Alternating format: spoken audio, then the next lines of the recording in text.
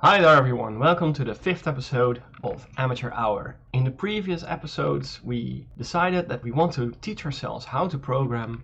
In the first episode we saw that Harvard has a program that teaches you the very basics of programming, and during the second and third episode we watched the first lesson of this Harvard course. In the fourth episode we started on the second lesson of this CS50 course, and now we're just going to continue lesson number 2. So here we go. But before we do that, I wanted to reiterate what we learned in the very last episode. So we learned what source code is, so that is the text you type down in your PC in a text editor, and it later will get translated to something your PC can do.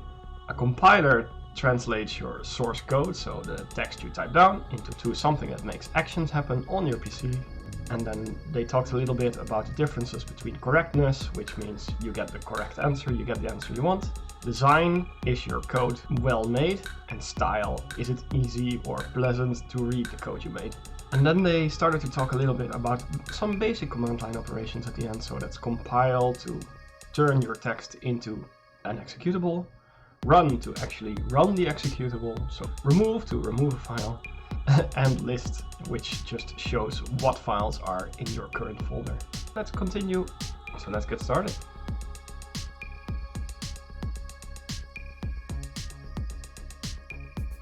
Yeah, he reiterated now that those libraries, include their functions, that all the things that can be written as syntax, so the printf is part of include standard IO.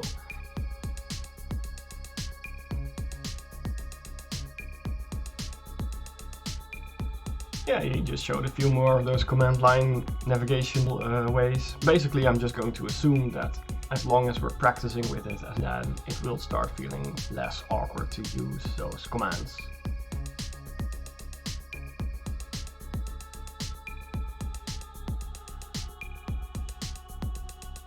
So we have all these types described here with that string, which is just multiple letters. It's boolean, bool, which is true or false. Char was a single character. Double, I don't think he explained what it is, so I'll have to Google that. Float, which is a number, but it can be a decimal number, so it's like 3.3 or even more characters behind the decimal. Int is a single number, so it's 1, 2, 3, 4, 5, but it can be quite a large number, but it has to be a non-decimal number. Long is a type of number which can be a lot larger than an int. I guess, and I'm going to assume this is true, that int has a restriction on how large the number is allowed to be.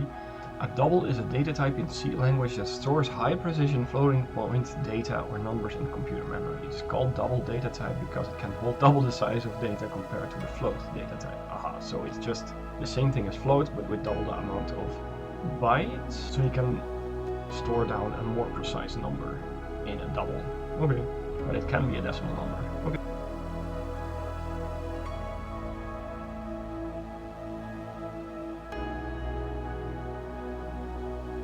There's our first math problem. Counters equals counter plus 1.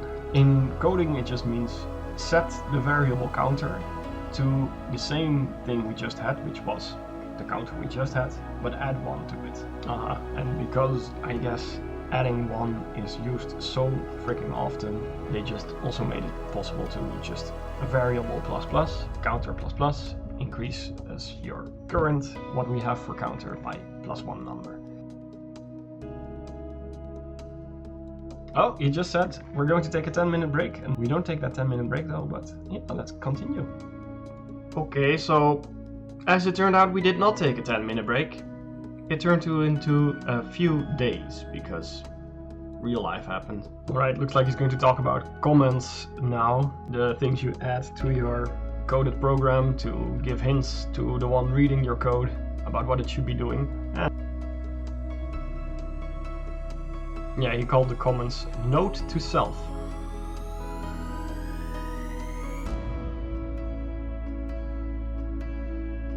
He showed an example now where they're using a number that is higher than the value that can be stored into an integer. So that's 2 billion plus 2 billion, and it gives an answer that falls outside of the scope of an integer. Guess he will be using a double to solve this problem.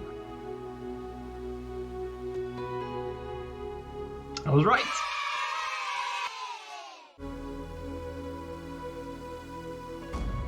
In coding, if you want to say if this is the same as that thing, so if it is equal, you use two equal signs, and if they are exactly the same, so you would use a single equals. Wait, oh no, that would mean that you would assign x to whatever y is if you use a single equals. So that's not what you want, and then you need to use two equal signs to say if they are equal.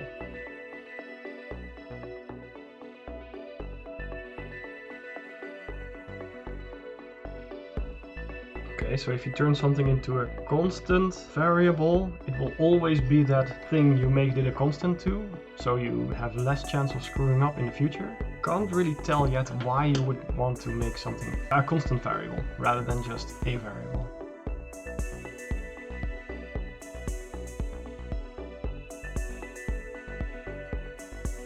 So that percentage sign is used for a remainder. So if n, so the number given, has a if divided by 2 has a remainder of 0, then it's an even number. That makes sense.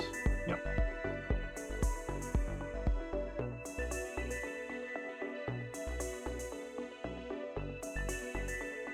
So if you want to use the or function in C, you need to use two vertical stripes, and I don't even know how to type those on my keyboard. He did not repeat the question, but he was suddenly saying where to find those stripes on your keyboard, so I guess someone else also had the same problem.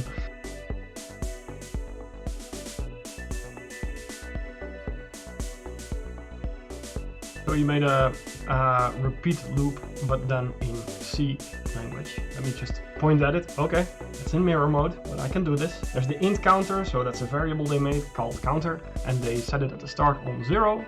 Then they made a while loop to make sure that this thing keeps happening.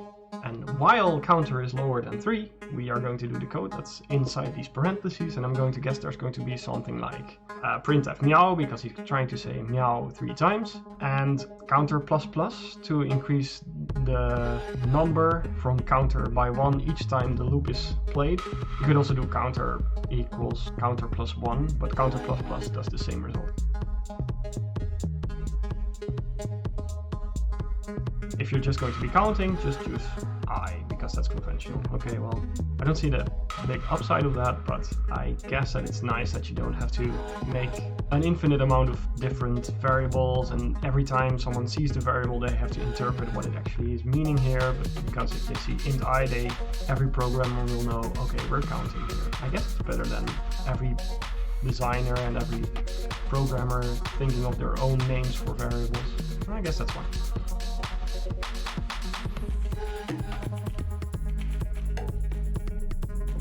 Oh my god! You can also subtract by using the minus sign. Oh my god.